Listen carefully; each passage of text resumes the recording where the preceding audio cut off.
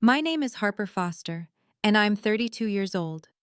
8 years of sacrifice vanished in a single day when my sister spent my entire $127,000 house fund on a Mercedes, while I was at work closing the books for quarter end.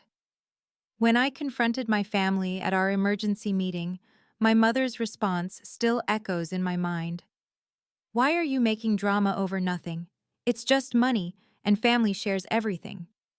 But what happened next changed our family forever, and by the time the dust settled, every single family account was frozen. My sister's Mercedes was repossessed, and I held documents that proved I controlled everything, documents they never knew existed. Before I share how one decision by my grandfather 3 years ago gave me the power to stop my family's financial abuse, please take a moment to like and subscribe, but only if you genuinely enjoy this story. I'd love to know where you're watching from and what time it is in your corner of the world. Drop a comment below. Now, let me take you back to that Friday evening when everything unraveled. The Golden Dragon restaurant had been our family's gathering spot for 20 years. Every celebration, every crisis, we'd solved them all over their famous Peking duck. But that Friday at 7 p.m. felt different the moment I walked through those red lacquered doors. 20 relatives were already seated at the long banquet table. My aunts whispered behind their hands. My uncles avoided eye contact. Even my cousins, usually glued to their phones, watched me with an uncomfortable intensity. Mom stood at the head of the table, her pearls catching the chandelier light. She'd worn her important announcement outfit, the navy suit she saved for church and funerals. Dad sat beside her, hands folded, studying the tablecloth like it held the secrets of the universe. And then there was Mia. My 26-year-old sister sat directly across from where I'd be sitting, spinning a key fob between her manicured fingers. The Mercedes logo caught the light with each rotation. She didn't even try to hide her smirk. "Harper, finally," Mom said, gesturing to the empty chair. "We've been waiting." I remained standing. "Where's my money?" The restaurant's ambient chatter seemed to pause. Our waiter froze mid-pour at the next table. Mom's laugh was practiced, performative. "Sweetheart, that's what we're here to discuss, as a family." "There's nothing to discuss. That was my house down payment." "Which you kept in a joint account," Mom reminded me, her voice patient, like she was explaining something to a child. "An account I'm on, for emergencies." "A Mercedes isn't an emergency." Mia finally spoke, her voice dripping with fake sweetness. "It is when you need a car for job interviews. Or would you prefer I stay unemployed forever?" Aunt Susan nodded approvingly. "She has a point, Harper. Young people need reliable transportation." She could have bought a Honda for 20,000. "But the Mercedes was such a good deal," Mia protested. "Fully loaded, only 2 years old. With my money." Mom raised her hand for silence. "Harper makes good money. 6 figures at that accounting firm. She can save up again." She looked around the table, gathering support. "Family helps family. That's how we've always done things." The relatives murmured agreement. Of course they did. They'd been living off this philosophy for years, just never to this extent. My phone buzzed. A text preview flashed on the screen, but I couldn't read it yet. Not with 20 pairs of eyes watching my every move. 8 years. That's how long I'd been the family ATM. It started small after college. "Harper, can you cover dinner? You make the most." Then it escalated. "Harper, your cousin needs books for school." "Harper, the roof needs fixing, and you're the only one who's liquid." They called me the calculator behind my back. Mom's favorite phrase was, "Harper's too rigid. She needs to learn that love doesn't keep receipts." But love, apparently, did keep taking withdrawals. Every family gathering followed the same script. I'd arrive to find a new crisis that somehow required my checkbook. Dad's car needed transmission work, $3,000. Mia's laptop died during finals, $2,000. Mom's dental emergency, $5,000. Always emergencies, never anyone else's responsibility. "You're so blessed with that corporate job," Aunt Linda would say, patting my hand while eyeing my designer bag. the one luxury I'd allowed myself in 2 years. God provides for those who share. The joint account had been Mom's idea 3 years ago. For convenience, she'd said. So I can help manage your finances. You work such long hours. I'd agreed because Grandpa was dying, and I didn't have energy to fight. Between hospice visits and working 60-hour weeks to make senior accountant, I'd simply added her name and moved on. That was my first mistake. My second was telling Mom about the house fund. "I'm so proud of you," she'd said, tears in her eyes. "Your grandfather would be thrilled." Now, sitting in this restaurant, watching Mia flaunt those keys while Mom orchestrated this public ambush, I finally understood. I wasn't family to them. I was a resource, a walking bank account with daughter and sister labels slapped on for easier access. My phone buzzed again. This time, I looked. "She's being dramatic as usual," Mia announced to the table, loud enough for nearby diners to hear.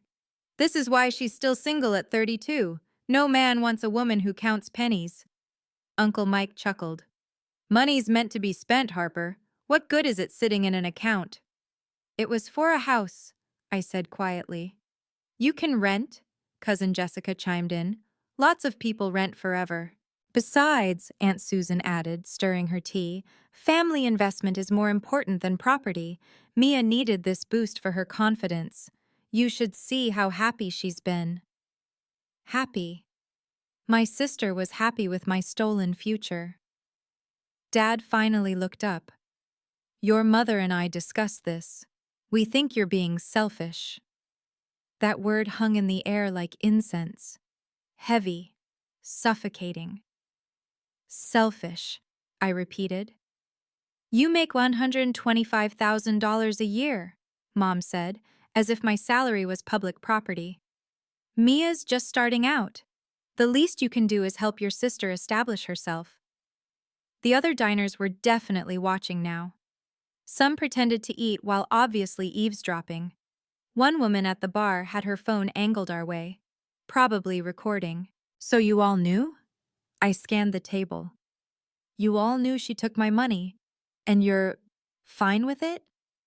The silence was my answer. My phone lit up with another text, this time from a contact labeled Thompson Law. 3 words that made my spine straighten. "Ready when you are." The text from Thompson triggered a memory so vivid I could smell the antiseptic from Grandpa's hospital room. 3 years ago, 2 days before he died, Grandpa had grabbed my hand with surprising strength. His eyes, clouded with pain medication, suddenly sharpened. "Harper," he'd whispered, "you're the only one I trust." "Don't talk like that, Grandpa. Mom and Dad are good people who make terrible decisions." He'd coughed, wincing. "Your mother, she loves too freely. Your father follows too easily. But you have backbone." He'd pointed to his briefcase in the corner. "Thompson has everything. When you need it, and you'll know when, call him." "Grandpa, what are you talking about?" "The family thinks I'm leaving them the house, the investments, everything." His grip tightened. "I did. But not how they think." I'd wanted to ask more, but the nurse came in with his medication, and soon he was sleeping. 2 days later, he was gone. After the funeral, I'd been too grief-stricken to think about his cryptic words. Mom handled the estate, or so she said. The house stayed in the family, life continued. But Thompson had called once, 6 months after Grandpa died. "Miss Foster, I'm holding some documents for you. Your grandfather's instructions were to wait until you needed them." "I don't understand." "You will," he'd said simply. "When the time comes, you'll know." Now, sitting in this restaurant watching my family justify theft with love, I finally understood. It was time. The math was simple, brutal, and undeniable.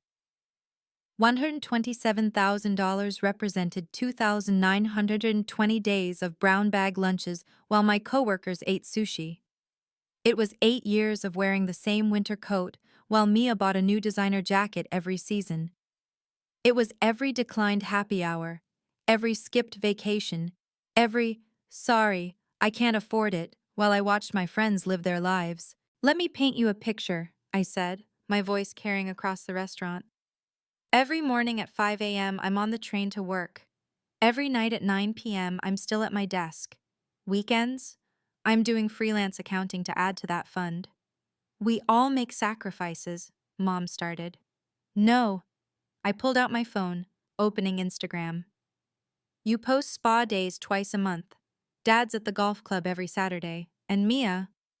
I turned the screen toward the table. Mia's latest post, uploaded an hour ago, showed her leaning against the white Mercedes, designer sunglasses reflecting the sunset. The caption read, "Blessed to have family who supports my dreams. Hatch new car, hashtag best sister ever, hash Mercedes life."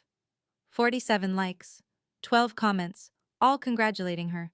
That's not just my car payment she's posing with, I continued. That's my wedding fund. That's the nursery I plan to paint yellow. That's the backyard where my kids would have played. You're not even engaged, Mia scoffed. Because David and I were waiting until we could afford a house. The words exploded out. He's been saving too. We had a plan, a timeline, and you just took it. Mom waved dismissively. If David loves you, he'll understand that family comes first. He called an hour ago. Want to know what he said? He asked if the wedding fund was safe, because we're supposed to put the deposit on the venue next week. The relatives shifted uncomfortably. A wedding was different. That was real to them in a way my house wasn't. And the interest rates? I pulled up my banking app. They've risen 2% since I started saving. Every month I wait costs me an extra $400 in mortgage payments. That Mercedes didn't just steal my present, it stole my future. But Mia just shrugged, those keys still spinning. You'll figure it out. You always do. My phone rang. David's photo filled the screen, us at his sister's wedding, both laughing at something off camera. The table went silent. Answer it, Mia taunted. Tell him the truth. I did. Hey babe, David's warm voice filled my ear. I'm at the venue. They need the deposit by Monday or we lose the date. The May slot we wanted. David, my voice cracked. What's wrong? You sound… Harper, what happened? 20 pairs of eyes watched me crumble. Mom looked satisfied, like this emotional display proved her point about my priorities. The money's gone. What do you mean gone? Harper, you're scaring me. My family took it. For a car. The silence on his end stretched so long I checked if we'd disconnected. All of it? His voice was hollow. Every penny. But your mom's name was only for emergencies. We talked about this. You promised it was safe. I know. My parents already sent the invitations to their side. Harper, we have 200 people expecting. I know. Mom reached for my hand. Tell him family helps family. He'll understand if he truly… I jerked away. Don't. Harper? David's voice was smaller now. What do we do? I'll fix this. How? The venue needs $12,000 by Monday. My savings can cover 8, but… She'll figure it out, Mia called out, loud enough for David to hear. She always does, right, Harper? Is that your sister? Is she really? I have to go. Harper, wait. I hung up. The phone immediately started ringing again. See? Dad finally spoke, disappointment heavy in his voice. This is what happens when you put material things above family. Now you've upset David for nothing. For nothing? I stood up, my chair scraping against the floor. You just cost me my wedding. Drama queen, someone muttered. I didn't care who. Mom stood too, her practiced patience finally fraying. Sit down. You're embarrassing yourself. No, you embarrassed me when you raised a thief and called it love. Gasps rippled through the relatives. The woman at the bar was definitely recording now. How dare you? Mom started, but I was already walking away, my phone buzzing with David's calls, Thompson's text still glowing on the screen. 24 hours, I called over my shoulder. You have 24 hours to return my money. Or what? Mia laughed. I stopped at the door, turned back, and smiled for the first time all evening. Or you'll find out what Grandpa really left me. I know that moment might sound harsh, but have you ever reached your breaking point with family who sees you as nothing but a bank account? If you've been there, comment boundaries below. If you think I was too harsh, comment family and tell me why. I'm curious. What would you have done in my situation? Would you have walked away like I did? Or would you have handled it differently? Before we continue to the confrontation that changed everything, please hit that like button if you want to see people stand up for themselves, and subscribe if you believe in justice being served. Now, let me tell you what happened in those 24 hours. Saturday morning, 9 a.m. They showed up as a unit. I watched through my apartment's security camera as Mom, Dad, and Mia stood in the hallway. Mom had her war outfit on, the red blazer she wore to parent-teacher conferences when she planned to fight. Dad carried his tablet, probably loaded with guilt trip photos. Mia was live streaming. "Open up, Harper!" Mom's fist connected with my door. "We need to talk like adults." I opened the door but didn't invite them in. "Where's my money?" "This is ridiculous," Mom pushed past me. "We're family." They filed into my living room. My space, my rules. Mia immediately started narrating to her phone. "So we're at my sister's bougie apartment where she lives alone because she's too selfish to turn it off or leave. It's my property," she smirked. "Free speech. Then freely speak outside." Dad set his tablet on my coffee table, queued up to a slideshow. "Harper, look, remember this? Photos of family Christmases, birthdays, graduations, all designed to break me." "I remember. I paid for most of those parties." "That's not the point." "Then what is?" Mom sat on my couch uninvited. "The point is we're family, and family doesn't steal." "It wasn't stealing," Mia protested to her audience. "The account had Mom's name on it. For emergencies. This was an emergency. A Mercedes is not—" "Enough!" Mom stood up. "You want the money? Fine. We'll set up a payment plan. Mia will pay you back." "When?" "When she gets a job." "Which is when?" Silence. "That's what I thought." I pulled out my phone. "Thompson? Yes, I'm ready. 1 hour? Perfect." Mom's face paled. "Who's Thompson?" "Grandpa's lawyer." The live stream suddenly ended. "What lawyer?" Dad's voice cracked. "Your mother handled the estate." "Did she?" I walked to my desk, maintaining eye contact. "Did she tell you about the meeting Grandpa had with Thompson 2 weeks before he died?" Mom's hand went to her pearls, her tell when nervous. "There was no meeting. August 15th, 3 years ago, Grandpa changed everything." "You're bluffing." But Mia's voice wavered. "Am I?" I opened my laptop, pulling up emails. "Thompson's been waiting for my call for 3 years." The room felt smaller suddenly. Dad sank into a chair. "Linda, what's she talking about?"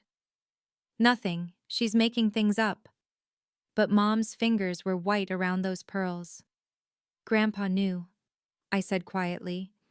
"He knew about the family taking advantage. He knew about Mom's spending, he knew about Mia's entitlement, and he knew about Dad's weakness." "How dare!"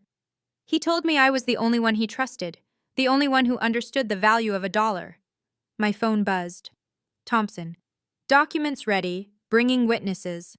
"Witnesses?" Mia grabbed Mom's arm. "What witnesses?" "The legal kind." I closed my laptop. "You have 45 minutes to transfer my money back." "We can't." Mom's composure finally cracked. "It's already in the dealer's name." "Then you better call them." "They won't return it. It's been driven." "That's your problem."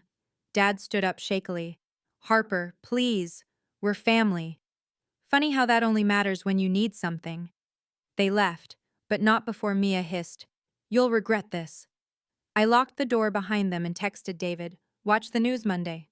Thompson arrived with precision, 10 a.m. exactly, accompanied by his paralegal and a notary. His silver briefcase looked expensive, serious, final. "Miss Foster," he nodded. "I've been expecting this call for some time." "You knew this would happen?" "Your grandfather did. He said, and I quote, When Linda finally goes too far, Harper will need these. He opened the briefcase with practiced efficiency. Inside, documents lay in perfect order, each tabbed and labeled. Should we wait for your family? They'll be here. I checked my phone. Mom's panic mode is predictable. Sure enough, 10 minutes later, the doorbell rang frantically, then pounding, then Mom's key in the lock, the spare I'd forgotten she had. They burst in like a SWAT team. Mom, Dad, Mia, and surprisingly, Aunt Susan and Uncle Mike. We're here, Mom announced, breathless. Whatever this is, we're family. We should all. She stopped mid-sentence, seeing Thompson. Mrs. Foster, Thompson stood. I'm William Thompson, executor of William Foster Sr.'s complete estate. Complete? Dad's voice was hollow. But we already. You received what he wanted you to think you received. Thompson's smile was razor thin. The house, the basic accounts, yes. But the real estate portfolio, the investment accounts, the family trust, those were held separately. What trust? Mom demanded. Thompson pulled out a document holding it like a weapon. The Foster Family Revocable Trust. Established 3 years ago. Single trustee with full discretionary power. Who? But Mom already knew. Thompson handed me the document. Harper Foster. As of today, activated. 3 years ago, everything had been different. Grandpa's breathing was labored that August afternoon, but his mind was sharp as a blade. Thompson sat beside his hospital bed, documenting every word while I held Grandpa's hand. They'll drain you dry, Harper, he'd said, eyes fierce despite the morphine, just like they did to me. Grandpa, don't... Listen. His grip tightened. Your grandmother left me comfortable. I built it into wealth. And what did they do? Your mother spent $40,000 on a kitchen renovation while I was in chemotherapy. Claimed it was for my comfort. I hadn't known that. Your father invested $60,000 of my money in his friend's restaurant. Never asked. Just took it from the joint account. The restaurant failed in 6 months. Thompson had been taking notes, recording everything. But you, Grandpa's eyes softened, you asked to borrow $5,000 for college, paid back every cent with interest I didn't ask for. It was your money. Exactly. You understood that. He gestured to Thompson. Show her. Thompson had pulled out a folder. The trust documents. You'll inherit control of everything. The real estate holdings, the investment portfolio, the offshore accounts. Offshore? Legal. Declared, but protected. Grandpa had smiled then. $2 million in real estate. $3 million in investments. All generating income they don't know exists. Why not just tell them? Because they'd spend it before I was cold. His laugh turned into a cough. This way, you control it. You decide who gets what, when, and why. Make them earn it, Harper. Make them respect it. They'll hate me. They'll learn, or they'll get nothing. Now, standing in my apartment, watching their faces cycle through shock, I finally understood the weight of that responsibility. Back in my apartment, I opened my laptop while everyone watched in stunned silence. Let me show you something interesting, I said, pulling up the family accounts. Mom, you're listed as co-owner on several accounts, right? Yes, joint accounts with your father and... Wrong. You're listed as an authorized user. Very different legally. I turned the screen toward them. Grandpa structured it this way on purpose. You could deposit and withdraw, but you never had ownership. Thompson nodded. Clever structure. Gave the illusion of control without actual power. But I've been managing those accounts for years, Mom protested. Managing? Yes. Owning? No. I clicked through to the trust interface. Watch this. I typed in my credentials. One by one, account statuses changed. Foster family. Checking. Frozen. Foster investment portfolio. Frozen Foster. Emergency fund. Frozen. Linda Foster. Credit card. suspended. Robert Foster credit card, suspended. Mom grabbed her phone, frantically opening her banking app. It says, it says access denied. That's impossible. Dad tried his phone. Same result. The house, Mia whispered. What about the house? Thompson cleared his throat. The house is held in trust. Harper can initiate eviction proceedings if she chooses. Eviction? Mom screamed. From our own home? Technically, Thompson said mildly. It's Harper's home. Your tenants at will. I watched Mia's face crumble as she opened her credit card app, the one linked to Mom's account. My cards declined too. Declined. That's fraud. Uncle Mike stepped forward. You can't just… Actually, I can. I pulled up the trust documents. Page 47, Section 12. The trustee has absolute discretion in managing trust assets for the benefit of beneficiaries. We're the beneficiaries, Mom cried. Are you? I smiled. Show me where it says that. Sunday morning, Mia's Instagram meltdown went viral. My sister is insane, she screamed at her phone camera, mascara streaming. She's trying to make us homeless. 50,000 views in 2 hours. The comments started supportive until people did the math. Wait, you stole $127K from your sister? Girl, you bought a Mercedes with her house fund? This is the sister who's been paying your bills for years? Someone found my LinkedIn, then my company bio, then the detail that mattered. Senior forensic accountant, corporate fraud division. Your sister investigates financial crimes for a living and you stole from her? The tide turned fast. By noon, Mia had deleted the video, but screenshots were everywhere. Hatch Mercedes thief started trending locally. Someone made a meme. Stealing from an accountant is like fighting a shark in the ocean. It's their territory. My boss called. Harper, I'm seeing some concerning social media activity. Family matter, sir. It won't affect my work. Is it true? The theft? Yes. And you're handling it legally? Completely. Good. Document everything. If you need our legal team for a civil suit, they're available. Thank you, but I have it handled. I'm sure you do. He paused. For what it's worth, I had a similar situation with my brother. Setting boundaries saved our relationship. Mom called 17 times. Dad sent 12 texts. Mia tried to go live again, but her account had been reported so many times that Instagram temporarily suspended her. The Mercedes dealership called me directly.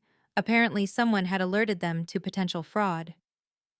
Miss Foster, we've been informed the vehicle purchased on Friday may have been bought with stolen funds. That's correct. We'll need to discuss retrieval. My lawyer will be in touch Monday. The spiral was beginning.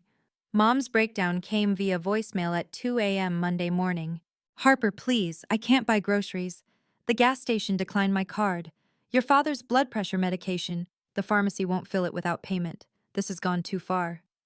Then Dad, an hour later. Your mother's crying. She hasn't slept.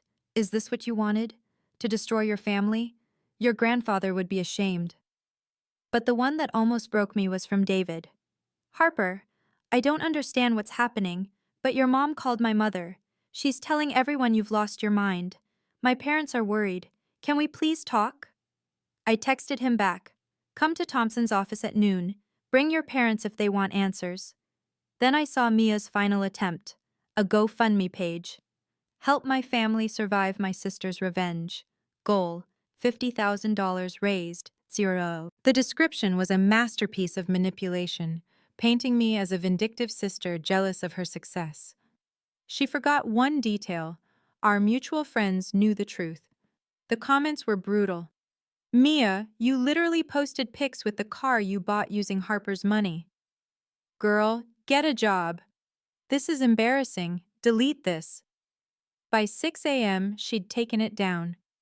Thompson emailed.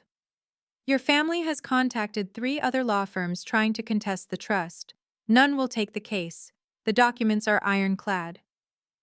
I responded, Good. Set the meeting for 11 a.m. Tell them if they're late, the offer changes. What offer? They'll find out. Thompson's email was brief. Documents prepared. Your family has agreed to 11 a.m. I dressed carefully. My best suit, the one I wore to board presentations. Professional. Untouchable. David texted, I'll be there. We need to talk after. The paralegal, Jennifer, had everything arranged in conference room A. 20 copies of each document, a court reporter, 2 witnesses from Thompson's firm. This is official? I asked. As official as it gets without a judge, Thompson confirmed. Your grandfather insisted on this level of documentation. He said, Make it bulletproof, I finished. He knew this day would come. He did. He also left you this. Thompson handed me a sealed envelope. His instructions were to give it to you before the meeting. My name was written in Grandpa's shaky handwriting. Inside, a single paragraph. Harper, they'll call you cold, heartless, cruel. Let them. You're none of those things. You're the guardian I chose because you understand that love without boundaries becomes exploitation. Don't give them everything. Make them earn it. Make them grow. That's the real gift. Stand strong. Grandpa. I folded the letter, put it in my pocket, and checked the time. 10:45 a.m. They'll be here soon, Thompson said. Are you ready? I've been ready for 3 years. Jennifer knocked. They're in the lobby, all of them. All? Your parents, Mia, both aunts, 3 uncles, and… Someone's filming. Of course they are. I stood, smoothing my skirt. Send them in. Before we get to the revelation that changed everything, I want to ask you something. What would you do if you discovered you had complete control over your family's finances? Would you use it to teach them a lesson, or would you immediately forgive? Comment, lesson. If you believe people need to face consequences, or forgive if you think family should always get another chance. Also, if you've ever had to be the bad guy to protect yourself from family taking advantage, drop a heart emoji in the comments. You're not alone. Don't forget to subscribe. The truth about Grandpa's will is about to be revealed. Conference room. A looked like a courtroom. Thompson stood at the head of the mahogany table, documents spread before him like evidence. The court reporter sat ready, fingers poised over her keys. My family filed in like defendants. Mom clutching Dad's arm, Mia with her phone, now recording openly, aunts and uncles filling the remaining chairs. David arrived last, choosing a seat near the door. His parents weren't with him. Please state your names for the record, Thompson began. One by one they complied. The court reporter's keys clicked steadily. We're here to discuss the Foster Family Revocable Trust, established by William Foster Sr. on August 15, 2021. Thompson lifted a thick document. This supersedes all previous estate planning documents. That's impossible, Mom interrupted. I have his will. You have a will dated 2018. This trust was created 3 years later, 2 weeks before his death. Thompson placed the document in the center of the table. Page 1 clearly states all previous documents are void. Dad reached for it with shaking hands. Why weren't we told? Because Mr. Foster specifically instructed that the trust remain confidential until activated by the trustee. Who authorized this? Uncle Mike demanded. Thompson pulled out another document. Mr. Foster, in the presence of 3 witnesses, myself, Jennifer Martinez, and Dr. Rebecca Chen, his physician who verified his mental capacity. This is fraud, Mia shouted. No, Thompson's voice was ice. Fraud is taking $127,000 from someone else's account without permission. This is estate planning. The room went silent, except for the court reporter's typing. Thompson continued. The trust holds the following assets: 4 commercial properties valued at $2.3 million. Investment portfolios totaling $3.1 million. 3 residential properties including the family home, all bank accounts previously thought to be jointly owned. Mom's face went white. That's everything. Yes, Thompson confirmed. It is. The trustee, Thompson announced, has complete discretionary power over all assets. He slid a document toward the center of the table. My name was highlighted in bold, Harper Foster, sole trustee. No, Mom whispered. He wouldn't. He did. Thompson pulled out another paper. This is Mr. Foster's letter of intent, explaining his decision. He began reading. I appoint Harper as sole trustee because she alone has demonstrated financial responsibility. In 8 years, she has never once asked for money, only borrowed once for education, and repaid with interest. Meanwhile, Linda has withdrawn over $200,000 for emergencies that included vacations, shopping, and cosmetic procedures. Mom gasped. Those were joint funds. Thompson continued reading. Robert invested $60,000 of my money without permission. Mia has received $45,000 in gifts she never acknowledged. The extended family has taken loans totaling $180,000, none repaid. Each number landed like a slap. Aunt Susan looked at the floor. Uncle Mike's face reddened. Harper will decide who receives distributions, when, and under what conditions. This is not punishment, it's protection. The family has proven they cannot manage money responsibly. You manipulated him. Mia stood up, pointing at me. You turned him against us while he was dying. Jennifer spoke for the first time. I was present at every meeting. Miss Foster wasn't there when these decisions were made. Mr. Foster specifically requested she not be told until necessary. Thompson added, in fact, Harper tried to refuse when we first informed her 3 years ago. Your grandfather insisted. David was staring at me with something like awe. You've known for 3 years and never said anything? Grandpa told me to wait until they went too far. I looked at Mia. A Mercedes bought with my house fund? That qualified. Check your phones, I said quietly. Mom fumbled with her banking app. It still says frozen. Keep reading. Her eyes widened. There's $1,000 in a new account. Monthly living allowance, I explained.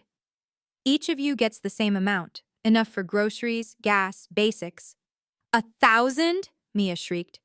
My car payment alone was. The Mercedes is being returned for fraud. You can't. The dealership already agreed.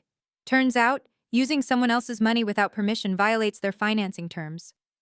I pulled up the email on my phone. They'll be collecting it tomorrow. Dad checked his phone. The mortgage. It says paid. I'm not a monster. The house payments will continue. Utilities too. But the credit cards, the shopping accounts, the country club membership, those are gone. This is imprisonment. Mom stood up, shaking. You're controlling us. No, I'm teaching you what Grandpa wanted you to learn, how to budget. Uncle Mike laughed bitterly. And what about the rest of us? Same deal. Those who owe money to the estate will have payment plans created. Miss a payment, lose your allowance. You're enjoying this, Aunt Susan accused. I'm not. And I meant it. But I'm done being the family ATM. You want more than the allowance? Earn it. How? Mia demanded. Get a job. Keep it for 6 months. Show me pay stubs, and I'll match your savings dollar for dollar. That's humiliating. That's life. The court reporter's fingers flew across her keys, documenting every word. Thompson cleared his throat.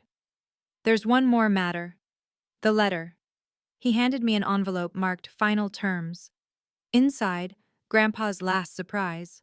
I read Grandpa's final terms aloud. The trust includes a performance clause. Family members who meet specific conditions will receive their inheritance. Those who don't, forfeit it to charity. What conditions? Dad asked weakly. I continued. 1. Maintain steady employment for 12 consecutive months. 2. Complete financial literacy courses. I've already paid for them. 3. No requests for money outside the monthly allowance. 4. Repay any outstanding debts to the trust. And if we refuse? Mom's voice was hollow. Then in 5 years, everything goes to the Houston Foundation for Financial Literacy. Silence. Thompson spoke up. The Mercedes situation, however, requires immediate action. He placed a document in front of Mia. Sign this, acknowledging the fraudulent purchase, or face criminal charges. Criminal? Mia's phone clattered to the table. You accessed an account without the owner's permission and made a major purchase. That's wire fraud. David finally spoke. Harper, is this really necessary? I turned to him. They stole our wedding fund, our house fund, 8 years of our future. I know, but no buts. I pulled out my phone, showing him the text Mia sent me last month. Must be nice being rich. Some of us deserve nice things too.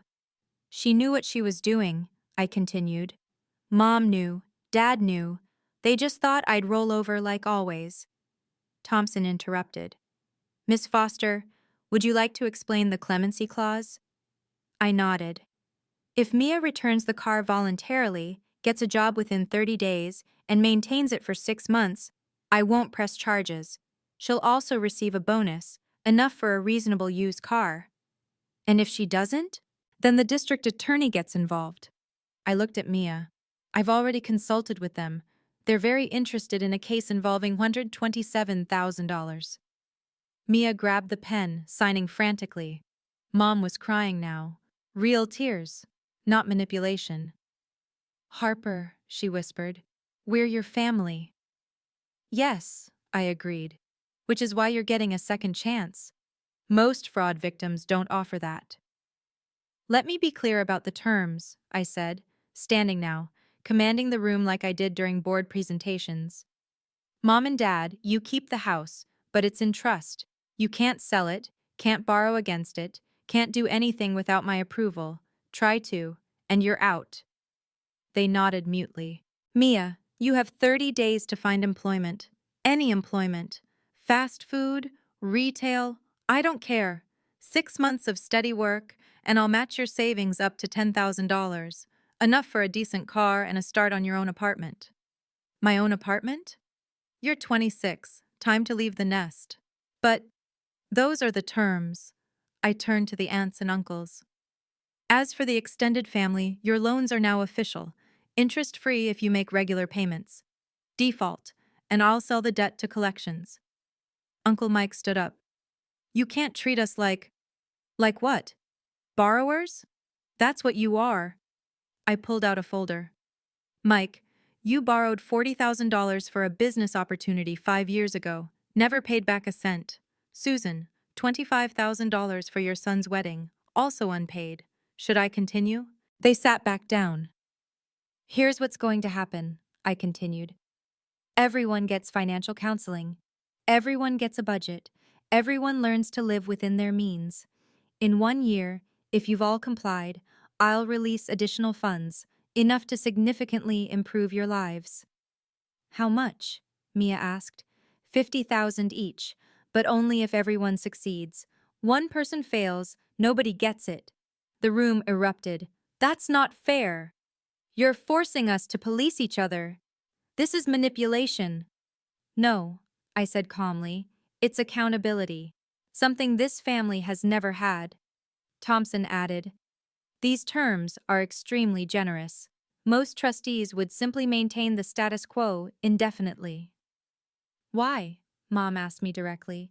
Why are you doing this? Because Grandpa was right. You don't respect money you didn't earn, so now you'll earn it. Within 48 hours, Mia's life imploded spectacularly. The Mercedes was repossessed Tuesday morning. She tried to live stream it, playing victim, but the comments were brutal. Girl, you stole that car.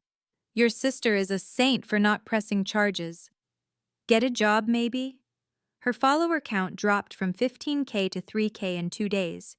Brands that had sent her PR packages demanded them back. Her influencer career was over. But the real vindication came from my company. Harper, my boss called Wednesday morning. I've been following the situation. Legal says you handled it perfectly. Thank you, sir. We have a position opening, Senior Director of Forensic Accounting. Interested? That's a partner track position. You've proven you can handle complex financial situations and family politics. That's exactly what we need. The raise was $50,000, enough to rebuild my house fund in 2 years instead of 8. David and I met for coffee that afternoon. Your family's calling you heartless, he said. I know. My parents think you're brilliant. I looked up, surprised. My mom especially. She said anyone who can manage that situation without losing their cool is exactly who she wants in the family. He took my hand. The venue will hold our date for 6 months. I'll cover it until you rebuild your fund. David, no arguments. We're a team. Meanwhile, Mom discovered something interesting.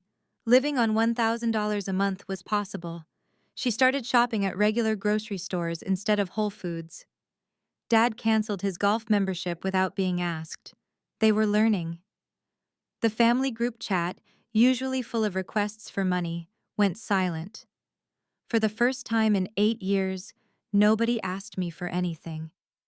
Thursday afternoon, the Mercedes was officially returned. Mia had to hand over the keys herself at the dealership. It's humiliating, she texted me. It's consequences, I replied. But something unexpected happened.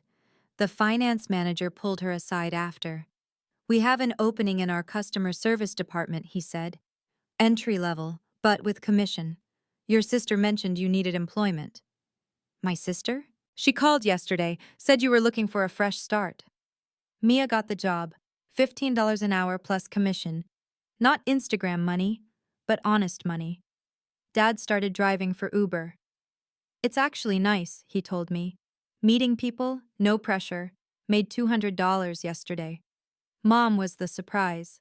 She started a budget blog, Riches to Reality, Learning to Live on Less. Her first post went viral in the senior community. My daughter taught me something painful but necessary. Money isn't love. The aunts and uncles set up payment plans, small amounts but consistent. Uncle Mike even sold his boat to pay down his debt faster. I haven't slept this well in years, he admitted. Not owing money, it's freedom.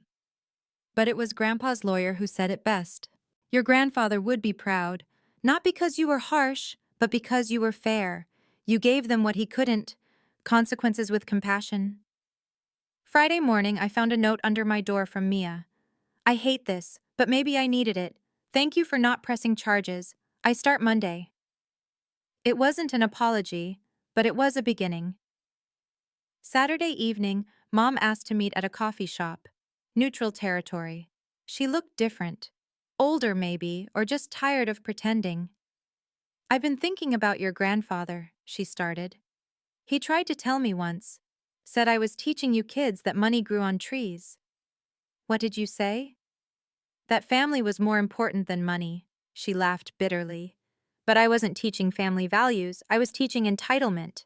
Mom. No, let me finish. I accessed your account because I thought I had the right. You were successful, so you owed us. That's not love, it's exploitation. She pulled out an envelope. I sold my jewelry. It's only $8,000, but it's a start on paying you back. The trust handles repayment. This is separate. This is mother to daughter. An apology. I took the envelope, feeling its weight. I need you to know something, she continued. Your father and I, we're getting counseling, financial and marriage. We've been using money to avoid talking about real problems. Such as? Your father's depression after retirement, my shopping addiction, Mia's failure to launch. We threw money at problems instead of facing them. And now we can't afford to pretend. She stood to leave, then turned back. Harper, your grandfather left you more than money. He left you his backbone. Use it wisely. After she left, I opened the envelope. Inside, along with the check, was a photo. Grandpa and me at my college graduation. On the back, in Mom's handwriting, he always knew you were the strong one. 6 months later, everything had changed. Mia kept her job at the dealership. She was actually good at it. Her social media skills translated into customer service. She'd saved $4,000, and I matched it as promised. She bought a used Honda Civic and moved into her own apartment. It's tiny, she told me, but it's mine. Mom's blog had 10,000 subscribers. She'd turned budgeting into content, and companies were offering small sponsorships. Ironic, she said. I'm making money by learning not to spend it. Dad drove Uber part-time and taught senior swimming at the Y. Structure, he said. I needed structure. The extended family had paid down $75,000 in debts collectively. Uncle Mike started a small handyman business. Aunt Susan became a substitute teacher. They were becoming people instead of parasites. David and I set our wedding date. Next May, same venue, smaller guest list. Your family? The coordinator asked. They'll be there, I said. But they're not paying. At our monthly family dinner, now at Mom's house, potluck style, Mia raised her water glass. To Harper, she said, who loved us enough to let us fail. And learn, Mom added. And grow, Dad finished. They all looked at me expectantly. To Grandpa, I said instead. Who knew that sometimes the greatest gift isn't what you give, it's what you make people earn? Later, as I drove home, I passed the bank where I'd kept my house fund. The account was growing again, faster now, with my promotion and no family drainage. But the real wealth wasn't in the numbers. It was in the boundaries. Looking back now, I realize Grandpa's final gift wasn't the money or the control. It was the permission to stop enabling. That house fund I thought I'd lost? I rebuilt it in 18 months with my new salary. David and I closed on a beautiful craftsman home last month. Mia helped us move. Actually helped, not supervised while texting. The trust remains in place, but I've loosened some restrictions. Mom and Dad can access their retirement funds now, with oversight. The aunts and uncles are ahead on their payment plans. Everyone attended the mandatory financial literacy courses, even Uncle Mike, who claimed he knew everything already. He thanked me afterward. I didn't know what compound interest was, he admitted. At 62 years old, I finally understand money. But here's what I want you to understand. Setting boundaries isn't cruel. It's necessary. Love without limits becomes exploitation. Help without accountability becomes enabling. Your family might call you selfish, heartless, cold. Let them. You know the truth, that real love sometimes means saying no, that protecting yourself isn't selfish, it's survival. Grandpa knew this. He watched his family drain him for years before taking action. His only regret, according to Thompson, was not doing it sooner. Don't wait until you're dying to teach them, he'd written in one letter. Do it while you can watch them grow. So I did. And they grew. Are we perfect now? No. Mia still makes snippy comments about her Honda. Mom occasionally mourns her designer bags. Dad misses his golf club. But we're real now. We're honest. We're family who respects each other's boundaries. And that Mercedes? The dealership has it on the lot again, marked down significantly. I think about buying it sometimes. Then I remember, some lessons are too expensive to forget. Thank you for listening to my story. I know it was intense, but sometimes the hardest boundaries to set are with the people we love most. If you've ever had to be the bad guy to protect your financial future, drop a comment below. What boundaries did you set? How did your family react? And if you're struggling with family taking advantage of your success, remember, you're not obligated to set yourself on fire to keep others warm. Please like this video if it resonated with you, and subscribe for more stories about standing up for yourself. What boundaries do you need to set today?